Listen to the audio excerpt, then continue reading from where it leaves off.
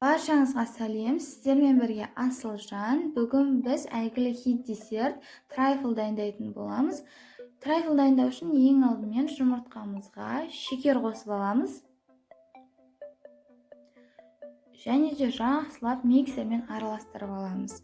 Біздің жұмыртқамыз бірнеше есе көлемінде ұлғаяды және аппақ көбік болып көпіреді.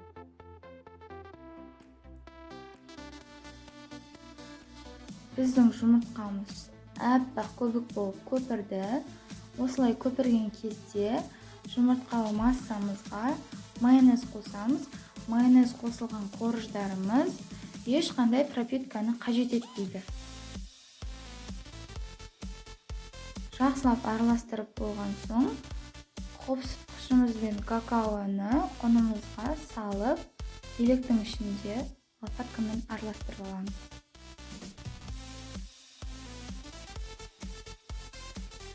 Және де жұмыртқалы массамызға бірнеше бөлікке бөліп, електен өткізіп саламыз.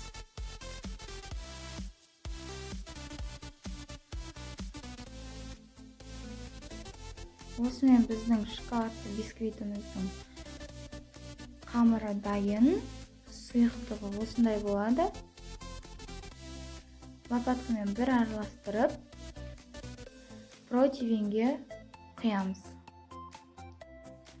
Қамырымызды құйып, бір келкі қылып жаямыз дағыны 180 градуста 30 минуттай пісіреміз.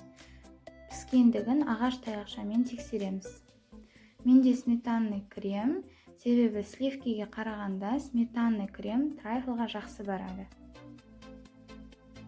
Енді бисквитімізді крошкаға айналдырамыз. Крошка қылғанда өте майда қылудың қажеті жоқ. Орташа крошка қылған жөн. Біз крошкаға айналдырып болдық. Енді трайфлымызды жинаймыз.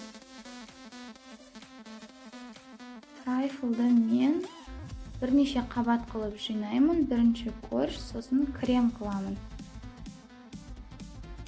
Солай корж, крем қылып қайталап кетуге болады. Трайфлымыздың ең беткі қабатын кішкене нығыздаймыз, себебі беті идеально ровно болу керек. Шоколад құйғанда бір келкі болып тұру қажет. Енді біз шоколадымызды ертіп аламыз. Оған сүт пен шоколад қажет. Енді осы ертілген шоколадты трайфлдарымыздың бетіне құйып шығамыз. Дайын болған трайфлдарды холодильникке бірнеше сағатқа қойып қоямыз. Холодильниктен шыққан трайфлдарды қалаған заттармен безендіруге болады. Менің жағдайымда бұл анар мен мандарин.